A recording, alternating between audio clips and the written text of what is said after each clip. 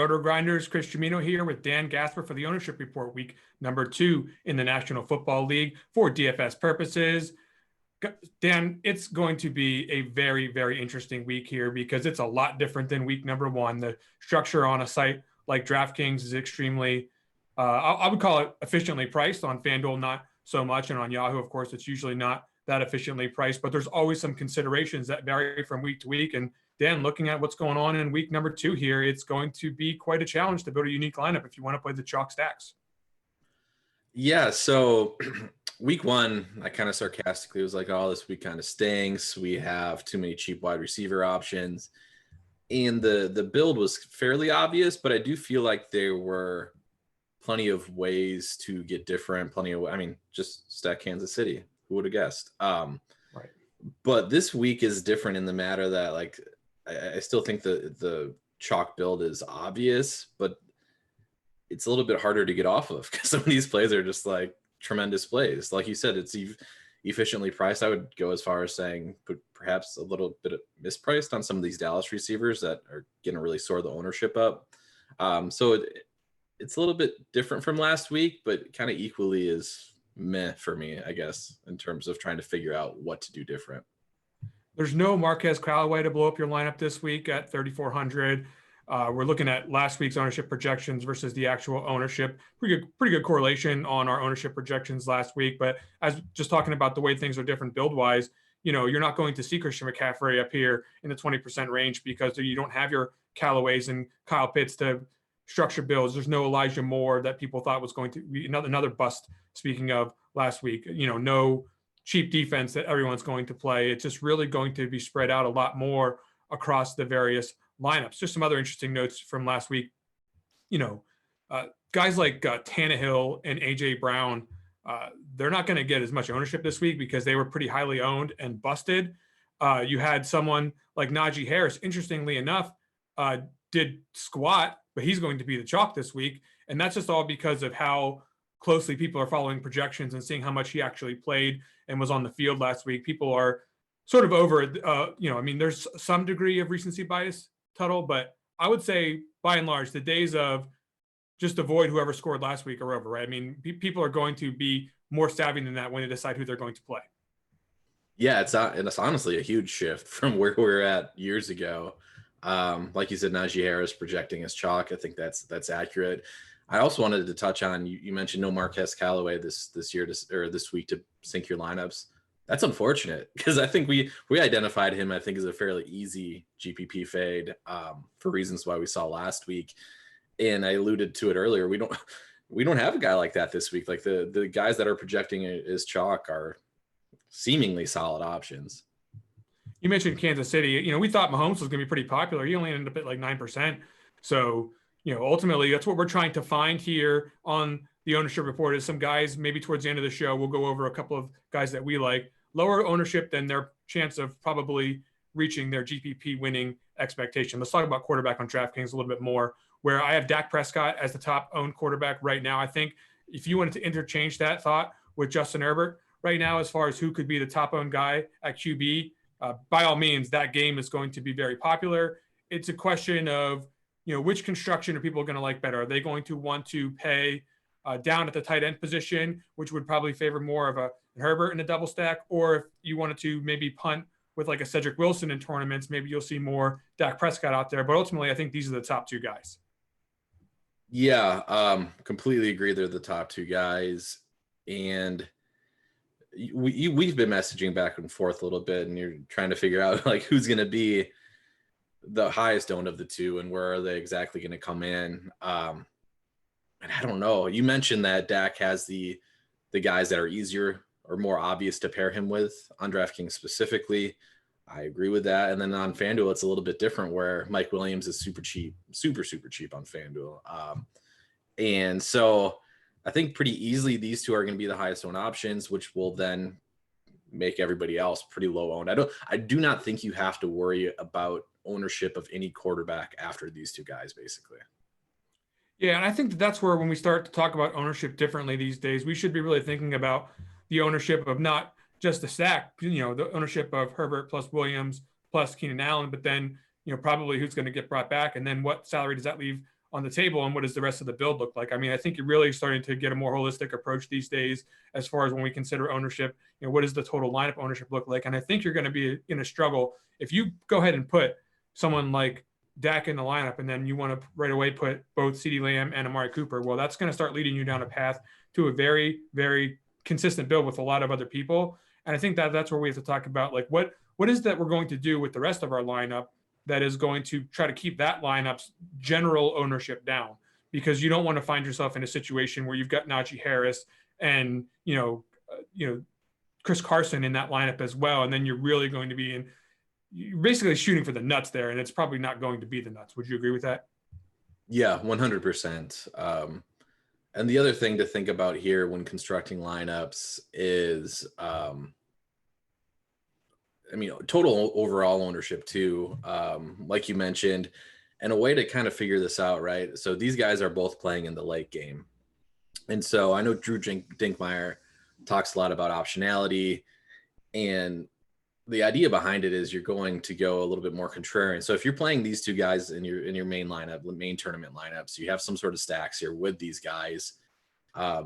Maybe get a little bit more contrarian with your early plays in your lineup, because then based on how their performance goes, if they bust or if they do well, then if you can eat the late game chalk or if you need to pivot a little bit. So I think that's something to keep in mind if you're playing, Charger stacks, if you're playing Dallas stacks. Maybe get a little bit weird early on, so if you can eat that chalk or if you need to pivot elsewhere. If you do pivot elsewhere for your main stack, you've got a lot of great options. Just looking at in this next tier of guys, Brady, Hurts, Allen, and Wilson. I mean, you make the case. Which one of these guys do you not like the situation for this week? I'm seeing a pretty good spot here, even for Jalen Hurts against San Francisco. Detroit was getting up and down the field on them towards the end of the game last week. There's really nothing that says, pause on these higher owned guys that are basically, they could be as up to half as owned as the top two guys. Yeah, of the three, Hurts is probably my least favorite, but that's because I have some priors against him. He looked good in the new offense, and they did look to highlight his strengths a little bit more, quicker passing, things of that nature. I love Josh Allen this week at this ownership. We talk about a team. We pretty much mention him every week because he's on a team that's just going to throw the ball at such a high rate, right? Like he saw 51 pass attempts last week. Obviously did not perform very well with those 51 pass attempts. But this is a guy that we can confidently say is in an offense that's just going to throw the ball no matter what. We can't necessarily say that about it. Basically any other quarterback. Any other quarterback might end up handing the ball off, like Russell Wilson, who's in the same range. Like if Seattle gets out to a lead, it's going to be Chris Carson's show. That's not the case with Josh Allen in Buffalo. Like the matchup's not the greatest, but we know he's going to get the volume. We know who his top targets are in that offense. So Allen is, I think, pretty easily my favorite option in here, just because I know he's going to throw the ball an absolute ton no matter what. Yeah, I think that if you go ahead and do a Josh Allen stack and you start to add a bring back, we don't have to bring anybody back here, but let's say we wanted to just get a couple of wide receivers with Josh Allen, you're going to see that the price points are pretty attractive, even if you just did Diggs with one of the other receivers. But if you did both the receivers, you're going to have a pretty affordable way to give yourself some options with the rest of your lineup build. So I think that's an interesting fact about Allen this week when it comes to the way that you'll construct your rosters. But ultimately, I don't think he's going to be. He was, one of the higher owned quarterbacks last week, and I don't think he's going to get quite that high this week. Russell Wilson is the guy that I heard talked about quite a bit this week. Looking pretty good last week. Obviously we love these wide receivers in this offense. God, this guy throws such a beautiful deep ball. And Tennessee on the back end, I don't want to call them woeful yet because it's early in the season. We don't exactly know what's going on here, but certainly Arizona had their way last week, and Russ is looking to take this new offense, to higher levels than it's been before. A pretty good week one. What do you think about Wilson? So I love Wilson. I mentioned that I do prefer Allen slightly above him, but here's the thing, like with Russell Wilson, we know his target tree is extremely narrow too, right? Like it's going to be DK Metcalf, Tyler Lockett. Yes, it's an expensive target tree to roster in DFS. Not on FanDuel. If you look at Metcalf on FanDuel, Metcalf's pretty cheap. Yeah. And so what do we have? Curious, project target share wise out of Metcalf and Lockett, probably close to 50%, if not over. Is probably what you're looking at on pretty much a weekly basis. We know this Tennessee team's absolutely terrible. The offense was hyped a lot preseason, and honestly, they just ran away with the game in week 1 where they weren't tested and we didn't get to see a whole lot. Like if they're going to actually push the ball a little bit more. And that's what you would worry about here with them being 6-point home favorites. But if Tennessee can keep pace, the ceiling on Wilson and his stack is just, it's huge. Yeah, we only have like 46% on those guys. So, I mean, there's clearly, even room if you wanted to be more aggressive with the projection. You could say, these guys are even a little bit higher than we have them projected and even better plays. But ultimately, this is going to be a game that maybe on a different week was even more targeted than it is right now. But just because we've got so much popularity on the Dak game. And of course, people want to play Tom Brady, or at least his receivers, if not Tom Brady, because of what they did last week against the Cowboys.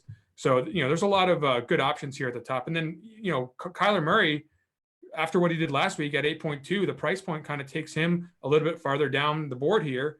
And all he did last week was put up a massive GPP winning score.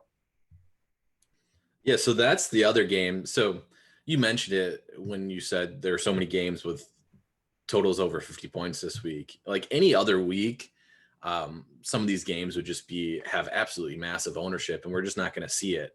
I agree with, we'll see most of the ownership in that Chargers Dallas game, which then leaves open Minnesota, Arizona, Tennessee, Seattle. Minnesota, Arizona, I don't want to say it's sneaky because it's like, hey, these guys are obviously good plays, but it's not going to get the ownership that it would see on any other week. So Kyler, excellent play. Even Kirk Cousins from this game, like absolutely gross to play a guy like Kirk Cousins, but they're going to have to throw the ball. So you worry a little bit about that the pressure will be able to get to him. Like Cincinnati obviously got to Cousins pretty easily last week. We saw Chandler Jones just eat up the Tennessee offensive line. So there's some concern about that. I would almost say there's possibly too much concern about that's driving people away from this game in general. And we also saw Arizona's defense look good last week against Tennessee.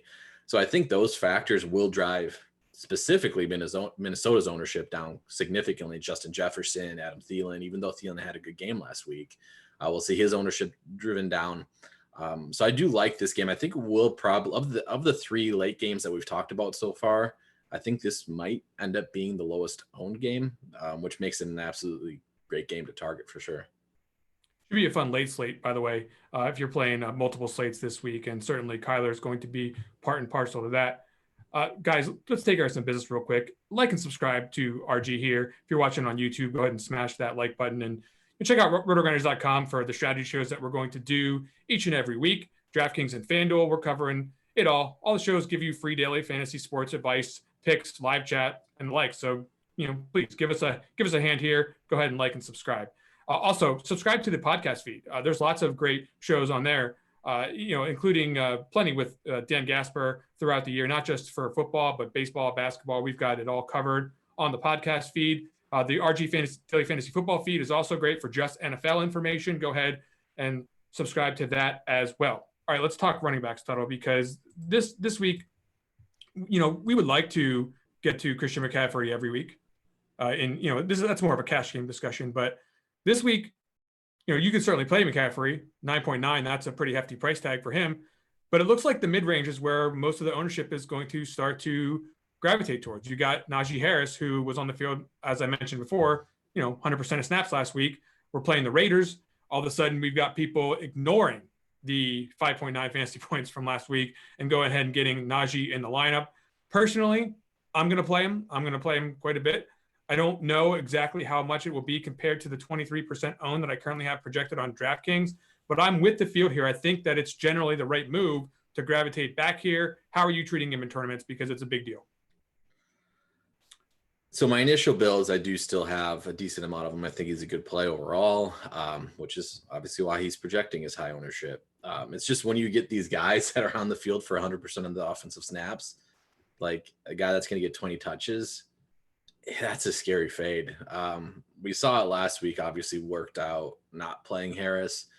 And for the same reason is why you would fade him this week, right? You just pray that he's not efficient. If he does not find the end zone, I will say I expect him to be active in the passing game, but he wasn't active enough last week where if he doesn't score a touchdown this week, it's certainly possible he flops still, even at this relatively cheap price tag.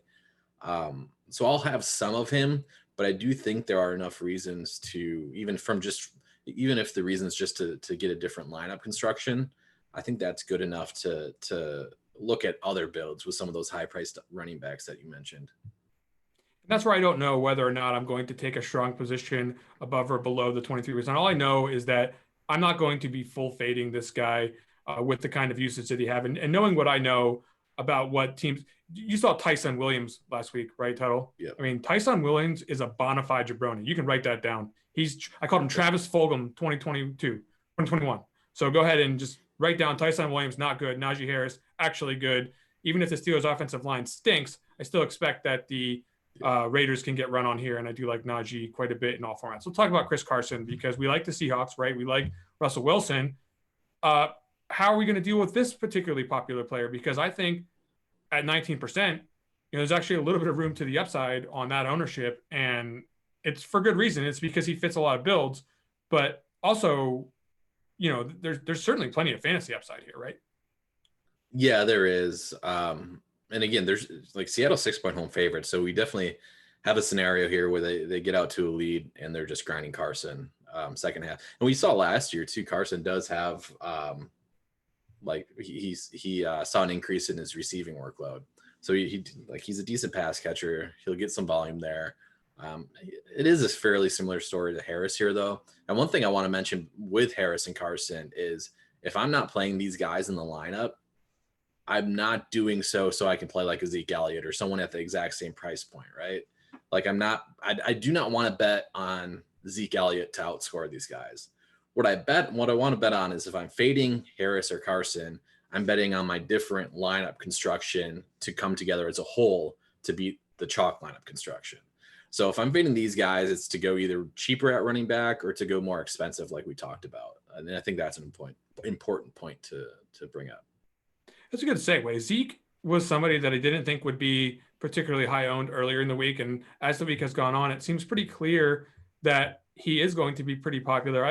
I have somewhere in the neighborhood of 15% right now on DraftKings. On some other sites, it's a little bit less on Yahoo as the pricing structure a little bit different there. He's a little bit more expensive relative to the rest of the options on that site.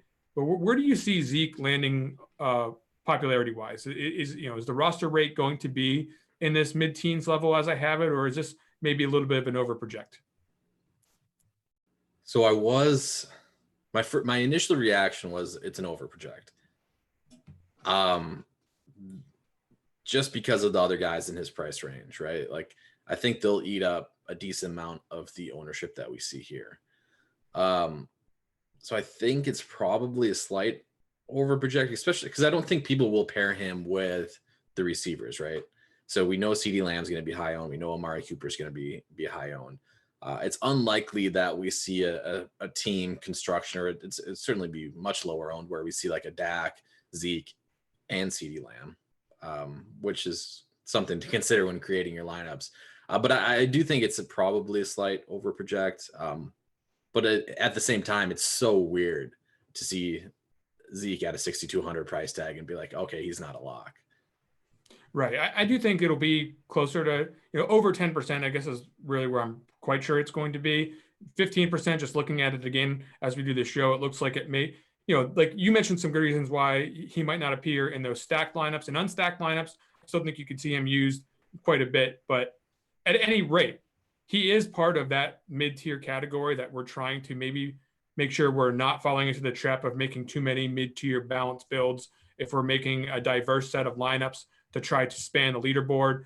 And that's just one situation where Zeke is, he's not someone, like you said, that you want to just go ahead and pair with two other guys in the mid tier. You want to definitely make sure that you're trying to switch up that build as much as possible and not say he's going to outscore these top two guys. Okay, so let's talk about the expensive guys real quick. Let's talk about McCaffrey, 12% owned.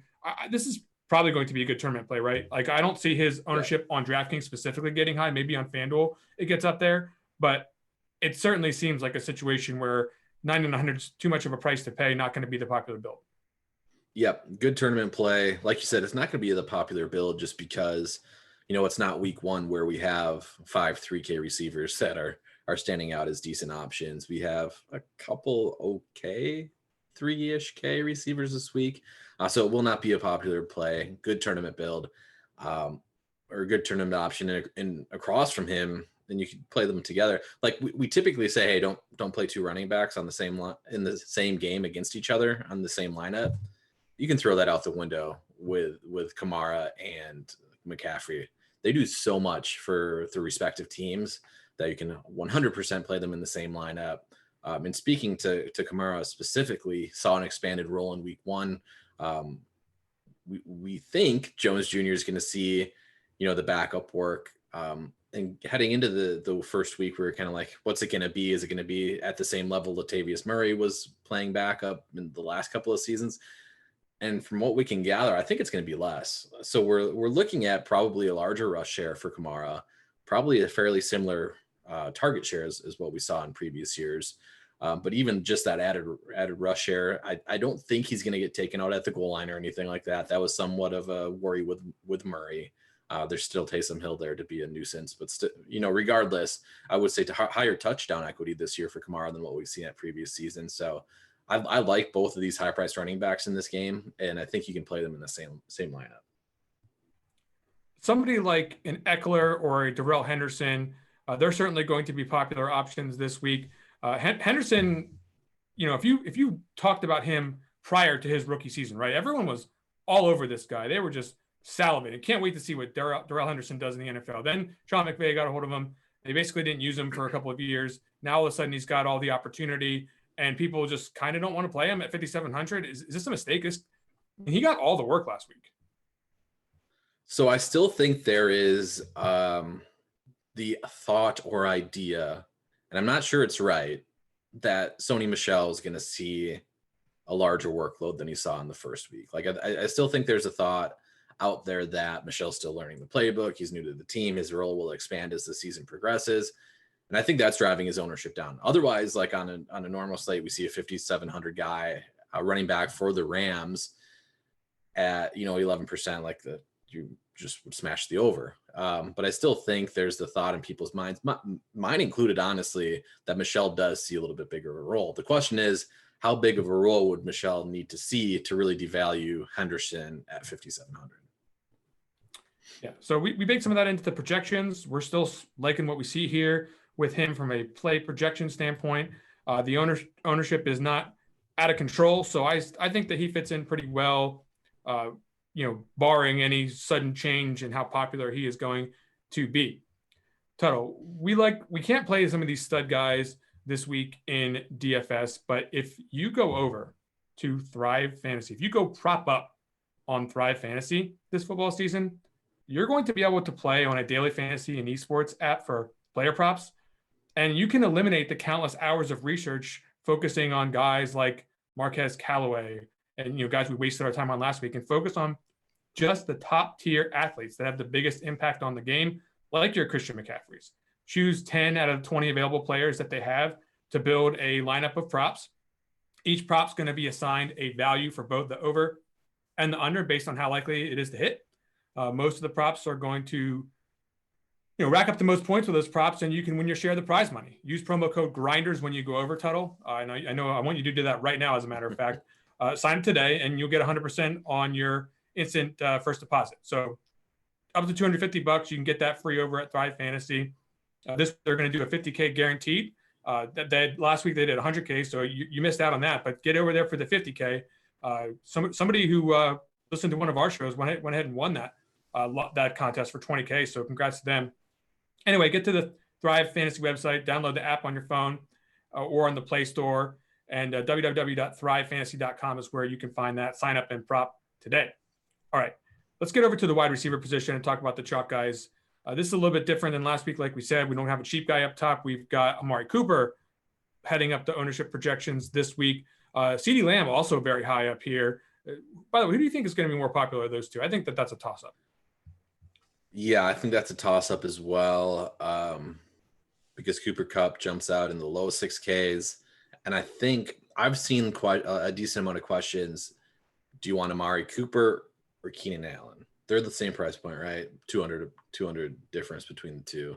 I think, but between the teammates, I think it's a toss-up. Yeah, I do expect people to look at the game Amari had last week and maybe edge out CeeDee Lamb. The $400 price gap is certainly worth considering. I like CeeDee Lamb better personally, but between the two guys, I do think that you'll see just a little bit more on Amari. And the bring back, obviously, to Keenan Allen, it just makes all the sense in the world. And this is where you're going to get that balanced build chalk. You're going to have one or both of these two guys plus a 7K Keenan Allen, and right away, your opportunity to spend up somewhere else kind of goes out the window. Yep, 100%. And I'm curious. Most weeks or a lot of weeks we see the overall ownership on running backs because running backs get played in the flex a little bit more frequently. Do you have a shift on that this week? Like, are we projecting? Because the wide receiver is so deep. What's the total overall projection on wide receivers here? Are we expecting more wide receivers to get flexed this week or not? I did move it on several slates, and I think on the main slate I did that as well. And it's you just what Tuttle's talking about is generally speaking, in the flex usage is somewhere in the 45 to 65 range for running backs, somewhere in the 30 to 45 range for wide receiver, and then you don't see quite as much usage of the tight end. Looks like right now, I have running back down to 250 and wide receiver up to 340 at the moment. I think that you can make the case that there maybe there could be more wide receiver than that, but that's still a pretty decent lean towards the wide receiver position as compared to how I might normally project it. And that makes sense because there's just not name a cheap running back that you like. Yep. I got one, but okay, well, we'll talk about that later. Let's talk about Cooper Kupp. He's going to be popular. He's 6K once again in that mid-tier build, and he had all the fantasy production last week, tons of targets, 10 targets, as a matter of fact, last week.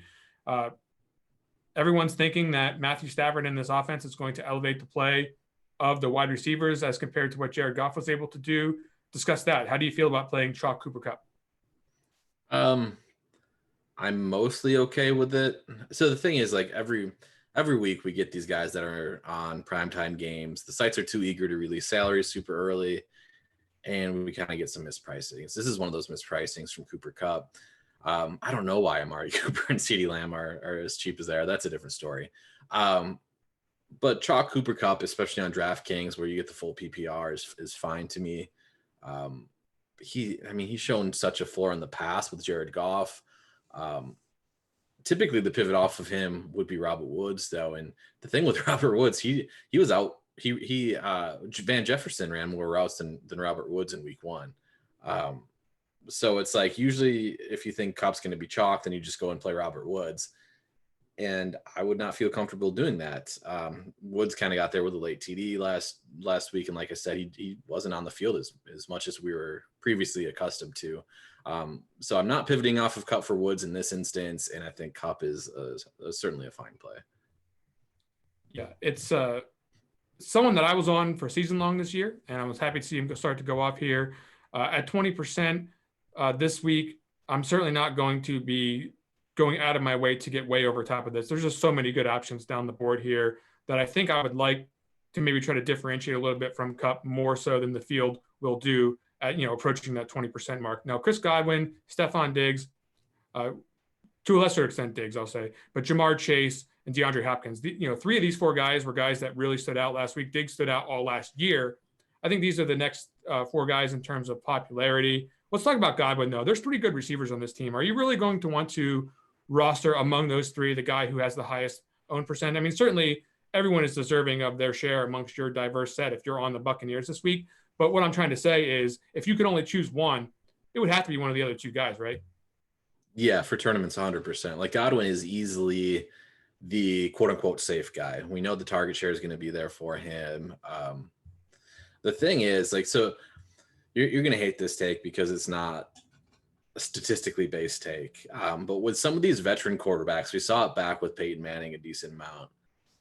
He'll feed the alpha receiver coming off a bad game just to get the confidence back going. We saw We saw Godwin eat. We saw Antonio Brown eat in week 1. Mike Evans was held, I think it was just 3 catches for 24 yards, something crazy like that. And Dallas was basically bumping him on the line with Trayvon Diggs and sending help his way. So Dallas was playing to shut Mike Evans down. I'm not saying that's not going to happen this week with Atlanta. Like, they could play the same thing, but if not, like, cue Mike Evans up. He's going to absolutely eat. And Brady will look to feed him too, I think. Could also just be that Anthony Brown stinks, but Antonio Brown was just burning him. But at the end of the day, I think if you are in that situation with the Buccaneers where you're trying to figure out who to be the most contrarian with your stack is concerned, you definitely want to take a look at how things have gone recently. Because I know that's just, in one breath I say that, and earlier in the show I said something completely different. But at the end of the day, these guys are all three going to project fairly similarly. It's not easy to go ahead and put a massive target share on one of these guys as compared to the other. Right now, Godwin's got the edge, but Mike Evans, even if you can't project him for more, you still have to give him a reasonable chance at being the highest ceiling of the three every single week. So that's a situation where I'm looking at the ownership here, looking at Godwin and saying, I like him, but I think I like the other guys better. Let's talk about Jamar Chase real quick. How are you going to handle this? Because last week it was T. Higgins everyone thought was going to be owned. This week I think Chase is the guy people think is going to be owned because of the recent performance, quite frankly, but also the price tag. How are you treating this? I think I could almost put that conversation on repeat that we just had for Tampa Bay with Cincinnati. Yes, agree. I think the target distribution on a weekly basis is going to be matchup dependent. It's going to be fairly hard to predict heading into the week. So in that sense, you just take the lower owned guy, right? Like, if you look at projections, these guys project extremely similar between Higgins and Chase. We currently have Chase projected for 3 times the ownership of Chase. So, like, that's easy. Just take T. Higgins. Like, it could be a spot where Chase just ends up being the dominant alpha, but we don't have enough sample to realize that yet. We have no clue, really. So in a situation where there's a lot of question marks in the air and you really don't have any idea, just take the lower owned guy, right?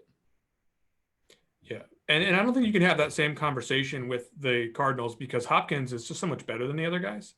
Yeah. I mean, don't get me wrong. AJ Green's had his day. Christian Kirk looked pretty good last week. Everyone's in love with what Rondale Moore can do. But I think when you just look, skill set to skill set, Hopkins is just better than the other guys. Not really close. And I think the quarterback knows it. And that's how it's going to work out target share wise pretty much most of the weeks. Yes. But what I will say, like, Hopkins easy far and away, number one. If you're chasing Christian Kirk, don't do it. Like, that's, I will go as far to say is that is not a very sharp move. If you're trying to play someone here that's not DeAndre Hopkins, it's ugly. I think it would be AJ Green. He was the starter in 2 receiver sets. He's going to be on the field the most. Ran around on 32 of 37 Kyler Murray dropbacks compared to 23 out of 37 for Kirk and compared to 14 out of 37 for Rondale Moore. They do look to manufacture more touches when he's on the field, so that is obviously notable. But man, AJ Green's on the field a lot, and it's a good matchup. He only had 2 receptions last week. I know that, but he was second in the team with targets. He had 6 targets. He's probably washed up, but I don't mind taking shots on AJ Green this week. I don't think you're allowed to say that, right? If you are on a daily fantasy content site, you are not allowed to like AJ Green anymore. He is completely what isn't that like the number one parroted take across the industry right now is that AJ Green is washed and that he can't possibly do it again. By the way, I don't know that that's wrong. I'm just saying it's definitely something that you don't hear too many people getting up on a pedestal for AJ Green these days. So it's interesting to hear from Tuttle. You don't have like an age model, do you? Like. I think isn't that the thing these days? The problem is he may have fallen off the age model cliff if recent production is any sort of indication. But man, I do think this Minnesota-Arizona game is amazing from a shootout potential. And we have AJ Green projected at 1.3% ownership. He's the cheapest of the bunch. He's $1,300 less than Christian Kirk on DraftKings. Like, to me, that's easily give me AJ Green. I may have a similar take later. Okay, real quick, I'm just going to fire off a couple other popular wide receivers, and then we're going to move on because it's really, once you get past those top couple of guys, I think it's going to start to get spread out quickly. By the way, Cedric Wilson at 3.1K. Am I wrong about this? Like, on DraftKings specifically, do you only think he's going to get some ownership? I've got Metcalf, I've got Lockett, I've got both the Browns, Antonio and AJ. And I think maybe we'll see someone like Mike Williams get up towards the top of ownership here as he gets paired with Justin Herbert and those Charger stacks. Real quick on Wilson, is this a correct take here? Is he going to start to creep up ownership because he's 3.1 and paired with Dak? I think it's a correct take. I do think he stands out as the 3K guy to play this week. The one thing I want to say about Cedric Wilson, and we won't know this until inactives are announced tomorrow, but Noah Brown was coming off the COVID list, I believe it was last week, and he was inactive. We have seen situations in the past where Dallas wide receiver is injured, and it has been more of a combination of Cedric Wilson and Noah Brown filling in as opposed to one dominant guy taking over. So Wilson was obviously the dominant guy last week, but again, Noah Brown was inactive last week. So I think that is important to note and see if Noah Brown's active this week. It would make a little bit of an influence on my decision on if I want to play Cedric Wilson or not. Just because if Cedric Wilson is popping as the highest owned 3K guy and Noah Brown's active, I probably want to take shots with like a Donovan Peoples-Jones, as ugly as it sounds. And yeah, I think that's just important to note with Cedric Wilson. If you want to see all the projections for all the sites, and more importantly, use the lineup builder to build with them, go ahead and sign up for RG Premium. We've got some fantastic tools over here for you to use to create great NFL DFS lineups. So again, go ahead and come over to your RotoGrinders, sign up for a single sport or a combo sport package and see what we have to offer. Hopefully you enjoyed this content and you think it's worth a shot to come over and use some of the tools that I'm using right now. All right, let's get into the tight end position total. Top of the list here, I've got Tyler Higbee. I was thinking it was going to be Fant earlier. If you just looked at how would I project it, like how do I think this is going to shake out? I actually think that Fant versus Jacksonville is just a smash. Like they don't have Jerry Jeudy anymore. You know, we're talking about a defense that got just carved up last week by who is it? Pharaoh Brown. This is a situation where Fant is going to be one of the primary targets in the offense. He's not going to be prohibitively highly owned. And unless I'm wrong about that, Tuttle, I mean, what do you think about this? I mean, Higbee's going to be the chop. What do you think about Fant? Yeah, I think I agree with your distribution. I'm just looking at it now. But honestly, like 12% still for Fant is like for a tight end that's not named Travis Kelce or Darren Waller. Like that's still like fairly high owned for a tight end. Sure.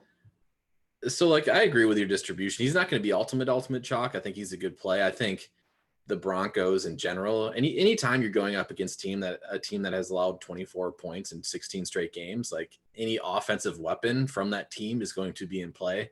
So that almost gives me like, hey, if Fant's going to be the chalk on that team, play somebody else. But still, Fant's not high enough owned where I'm looking to get cute with it. Like if I think Fant's a good play, I'm going to play Fant at that ownership. You do agree he's going to get played though, right? Like I'm not crazy with this projection on him. Like he's definitely going to be someone people are going to be looking at. But the reason I got a little bit excited about him is because we've got Higbee at 4,100, who I also think could be a good play. You know, I mean, this is a situation where he was used a ton last week. I mean, I didn't write down what the exact routes and snaps were for this show, but when I was doing the projections earlier this week and I saw how much he was on the field, I was like, here we go. My preseason projection for him is going to be off because he is, you know, I thought maybe like they would have like Jacob Harris mixed in there, you know, and the other guy, Johnny Munt, you know, they've got all kinds of tight ends out there that could potentially be on the field. They didn't use them. They used Higbee pretty much exclusively. Yeah. So you talked a little bit earlier in the show about how the field's getting sharper. They're actually looking who's on the field more. This will be the biggest test for me is Higbee's ownership, right? Because like he had a fine game, but it wasn't off the charts, like 5 receptions, 60 yards, something around there for Higbee. So if you're projecting him as the highest owned tight end on DraftKings, you're predicting the field to be extremely sharp, in my opinion, because he is the guy that's like, hey, DFS Twitter is all about this guy was on the field all the time. He had massive usage. Like this is excellent. He's an excellent play. And so it will be intriguing to me. I agree that he will be one of the highest owned options on DraftKings. I would not be surprised if the general public overpowered here and played a little bit more Gronk, played a little bit, even Jared Cook. Like I would not, the general public loves Jared Cook. Loves. Let me tell you, this guy was going so early in best ball drafts. Like, they love Jared Cook. They love this game in general. I would not be surprised if, when it all comes down to it in the Millie Maker, that Jared Cook comes out higher on than Higbee. I think you have another test here with Darren Waller at 7.6. I mean, if this guy's high owned at 7.6, I mean, look, his projection is like it's like a WR1. It's like 17 and a half or something this week. It's huge, but he's also priced like a wide receiver. So if this guy's going to be 20% owned again this week, I mean, that's your test, right? I mean, because this guy got 19 targets last week, which is a reason to get excited for any player. Don't get me wrong. But I mean, I think compared to some of the cheaper guys in a week where you don't have a lot of salary to speak of, I mean, I'd much rather shift that 7,600 over to the wide receiver position and make it a part of my quarterback stack. I'm certainly not stacking Derek Carr against Pittsburgh. Maybe I'm wrong, but that's a situation where if I'm playing tournaments here, I could get burned if Waller goes off. What do you think? No, I think you're right on DraftKings. I think you're wrong on FanDuel, or at least a little shy. I know it's probably tough to push him too much higher, but I think Waller will be absolute chalk, like stone on FanDuel. FanDuel. On FanDuel. On FanDuel, I have him at 20%. So I mean, yeah, definitely he's going to be one of the honestly, I think he could get over 25%. I know that's from an ownership projection standpoint. I know that's extremely hard to predict, right? It's hard to push any player that high, but I do think on FanDuel, just like he's so easy to get on FanDuel, just because of, again, we got Cooper Kupp at 6,200 or whatever on FanDuel. We have the Dallas receivers in the low 6Ks. We have Najee Harris. We have the other chalk running back that I'm forgetting right now that's cheap, like Chris Carson. Like Darren Waller on and he's the guy that's so hard to not justify taking, even when he's chalk. You mentioned 19 targets last week. Still a lot of hype surrounding him in terms of Gruden saying like he's the best player he's ever coached. Like, this guy's going to get fed, even at 25% projected ownership. If that's what I were to project him at, like, I'm still playing him on FanDuel. He's just so good. And let's ease up on look. This is a situation where he's going to be really popular, but 19 targets last week. You don't have to not play Darren Waller just because I think maybe I might not want to play him as much this week because of the pricing on DraftKings. This guy could absolutely go off and make my day a complete ruin. So just be aware of that. You got to make some decisions every time you play, and I'm looking at that a little bit this week as far as how much exposure I get to Waller. By the way, you want to talk about someone I'm definitely not going to get exposure to? The only times I heard people talk about James O'Shaughnessy this week, Tuttle, like, what am I missing? You have to be kidding me. Are they? Well, no. I mean, I don't know. That's been a common tout. I don't think anyone's playing him. I mean, I have him at 4% right now, which actually might be too high. But I did hear his name a number of times because he played so much last week. Yeah. Guys, let's be real. James O'Shaughnessy is not going to matter. And if he does, I will eat this very hat live on the air, or at least something that's shaped like this hat that is more edible than this hat. All right, let's get into the defenses, Tuttle. Let's talk about defense number one, who, look, is difficult to peg. So I've got the Jets right now as number one because they're so cheap. But I think on DraftKings, the way that they do their pricing, it's pretty difficult to point to any of these defenses and say, yep, they're going to be the highest owned guy. The Saints are 3.1. The Browns are 3.5. The Steelers are 3.0. None of these defenses lend themselves to being the mega chalk the way the Falcons did last week. How do you have this kind of setup? Where would you rank these guys in terms of who's going to be the chalk? Yeah, there's no Falcons D that we can get 0 points out of for 2K this week that we're going to massively own. Lineup construction on DraftKings almost always forces in a cheaper defense. So pay up at the position in tournaments, right? Because defense is largely unpredictable. Agree with the ownership distribution here. Jets being the highest owned defense, they stand out as the best cheap defensive play. I think looking through here, I'm trying to get issue with your Saints versus Browns, but I don't have an issue there. I would not be surprised if Cleveland ended up being the highest owned, higher priced defense, or even the Broncos. I know they're expensive. The Broncos are expensive, but I could see people thinking the Jags are so bad that the Broncos get a little bit more ownership here. So I think the Browns will be that next tier in terms of high priced defenses, but I don't have a strong take either way. Yeah, it was definitely tough to do these projections on FanDuel. Not so much. I think you're definitely going to see teams like the Browns extremely high in popularity over there. You'll certainly see all the names that you were just talking about with the good spots this week. You Buccaneers are going to be probably the highest owned defense on FanDuel against Atlanta, or at least one of the highest owned, if they're not the very highest. And you mentioned the Broncos in a pretty good spot here. So overall, much different playing on some of the other sites like FanDuel as compared to DraftKings. Total. The DFS OGs League is happening. If you're playing on FanDuel, speaking of, sign up for the DFS OGs FanDuel contest for NFL Week 2 and compete with Beer, Head Shopper, and Notorious. You can find that link on the RotoGrinders website. Just, guys, get over there and beat their asses. They're definitely deserving of it. So we need you to get over there and show them what you've got. Time to do low-owned picks, Tuttle. Quarterback position. I'm going to go first here because I don't want you to steal mine.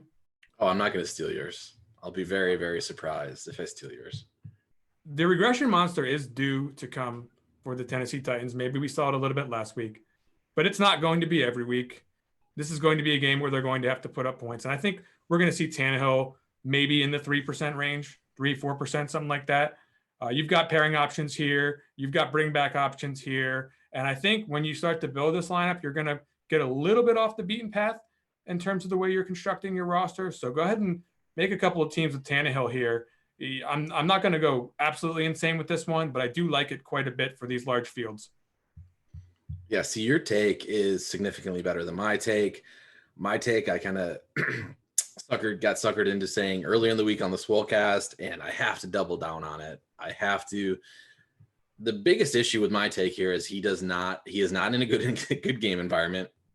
Check one. Does not have an obvious stack partner. Check two, or strike two, I should say. And there aren't very many good bring back options. Strike three. So that's the biggest issue with this guy, and it's probably why, well, partially why he's going to be so low owned. Mac Jones. Probably a completely unnecessary play this week.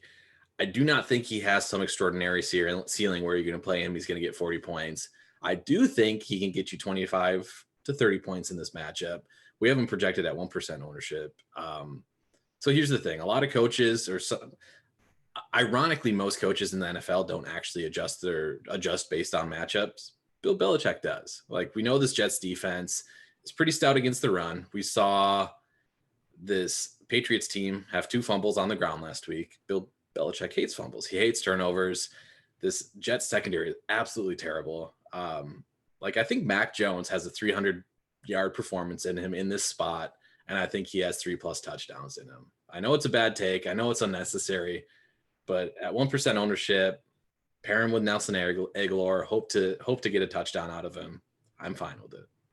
See, I thought when Scott Hansen, who did the show with me behind the paywall for many years, left the show, we were not going to get any takes that I felt were this terrible. And I love them. I love this take, Tuttle. I think that the Jets secondary is pretty bad. Now, I don't know if we're going to get the pace or the scoring we need. And right. I'm not saying that I think this is something that I'm going to do a ton in my lineups, but I do think that there's some merit to what you're talking.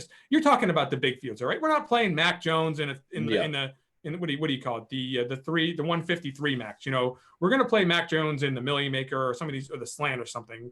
But it's interesting. He's not going to have any ownership, and I do like Nelson Aguilar quite a bit more than other people do overall this year. I'm not sure if that's a take you're going to have later, but that's certainly something that for the season, I think we're going to see some big games out of that guy. All right, let's go ahead and talk about running back. Who do you got at the low owned section for RB? Yeah, so I mentioned earlier, I do have a guy I kind of like as a real cheap running back. He's not going to project all that well because, hey, he's in timeshare. We saw his partner in crime end up on the Millie Maker winning lineup last week in Melvin Gordon, Javonte Williams. We saw these guys almost exactly split in terms of they were on the field the same, 33 snaps each. Williams had more touches. He had 15 to 14 in terms of Gordon. Gordon had the long run, obviously, which put him in the Millie making lineup. But either running back here, I do have a little bit of an age model. I am a little bit biased to Javonte Williams here, the fresher legs. I think he's the more dynamic player. But again, basically any player against a defense that has allowed 24 points in 16 straight games is going to be in play. Javonte Williams and Melvin Gordon could very easily see combined for 40 touches in this game. We saw that happen last week with the Houston Texans. We saw there were 3 running backs combined for multiple scores, 40 plus touches. So typically I don't like taking timeshare backfields, but if that timeshare backfield has an opportunity to get me 20 touches at 4,400 on DraftKings, I think it's fine. That's very interesting. And I wouldn't call it bold. I think it makes a lot of sense here. That's something like I mentioned Scott Hansen before, shout out to him, by the way, if he's watching. Love you, Scott. But, he would give a take that was very reasonable with high upside like Javonte Williams last year. And then I would follow it up with a boring, predictable pick like Derrick Henry. Derrick Henry is probably going to be like, what, 4 to 7% owned or something like that. And when Derrick Henry is 4 to 7% owned, just go ahead and play him. Just like, not every time is this going to work out, but one of these times he's going to have 30 fantasy points at the end of the first half, and you're just going to be crying like, why didn't I play more Derrick Henry at 5%? I don't think I need to over-explain this one, Tuttle. If it's going to happen as a matter of process of elimination in terms of who's going to be the high-owned plays, and even if he ends up creeping up towards the 10% mark, I don't care. I still think it won't be anywhere near some of the higher-owned backs on this slate. Let's talk about the wide receiver position. Who do you got there? Yeah, so my wide receiver play is a little bit boring, kind of just like a natural leverage option against Najee Harris. I have a slash here because I think Deontay Johnson, Chase Claypool, Juju, all of them are very similar plays. All of them are fine plays at their projected ownership. Again, Harris is going to see, we have 23% projected ownership on DraftKings, probably similar on FanDuel. Let me see, 30% on FanDuel. So it's like this guy's going to be ultimate chalk. If he fails, like I don't expect the Steelers offense in general to put up a huge goose egg, but if Najee Harris does not score a touchdown, they're going to get their touchdowns elsewhere. It's going to be through the passing game. It's going to be through these guys. Deontay Johnson is kind of my favorite of the bunch. As weird as that sounds, he's the low ADOT guy who people typically don't like, but he still scores touchdowns.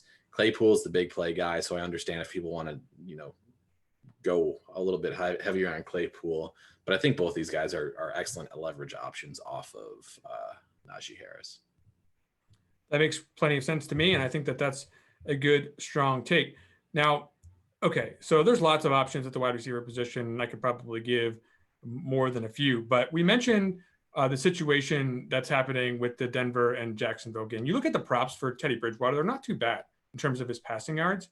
And if you think Noah Fant's going to score all the passing yards for there, I mean, you've got certainly Hamler's out there, but Sutton played the most snaps for them last week. Did I read that right?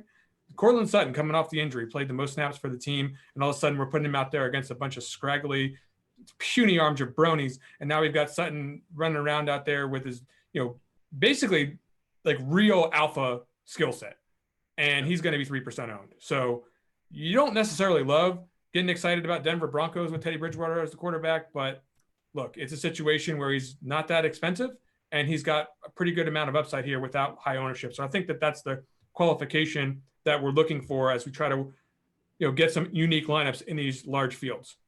You got another one at wide receiver? Nope. Sutton, I literally was going to put Sutton if I did not have Javonte Williams on as my running back. I just want to mention Julio Jones. You mentioned AJ Green earlier. I don't think Julio is going to be very highly owned. Tell me now, is he washed? Because I don't even know what that means. Is he washed? But this is a guy who's going to be 3% owned, who once upon a time, he might have been 3% owned once in his entire career. So what do you think about this one? No, I don't think he's washed. When he was not injured, which was seldom last season, but when he was not injured, he actually he looked good. That's not the case with what we've seen of AJ Green. So no, Julio Jones has not hit the washed stage yet of his career, I don't think. All right. Do you have a tight end for us? I do. I actually have two. And I don't love them. And it's kind of similar to who was the James O'Shaughnessy line of thinking with guys that are just going to be on the field an absolute ton. Adam Troutman, going to be on the field a lot. He was on the field and ran around an 18 of 24 dropbacks for Winston compared to the guy that outshined him, Juwan Johnson, who was only on the field for 10 to 24 dropbacks. Obviously, Johnson is potentially more of a red zone threat for the Saints moving forward, but I don't think we can necessarily extrapolate that off of one game. So Troutman would be one of those guys, and then Cole Kmet Like, I would not be at all that surprised if Kmet ended the season as the second receiving option. It's probably a little bit of a hot take putting him ahead of Darnell Mooney, but in terms of target share, I would not be surprised if they ended up in a similar range, I should say. Like Allen Robinson, 100% going to be the alpha this year, no matter who's at quarterback. And the next guy is a little bit up in the air depending on who's at quarterback. Kmet was on the field for 32 of 45 dropbacks. He had the third most targets on the team, caught 5 of 6. Like, he's a fairly unexciting option, just like Adam Troutman, just like James O'Shaughnessy, but he's going to be on the field. If he gets a touchdown at his price tag, he pays it off. Folks, I was going to do it for the ownership report here in week number 2. Thank you very much, Dan, for giving us your take on low-owned options for the week. For RotoGrinders.com, I'm Chris Gimino. We'll be back again next week for week number 3. Go win something.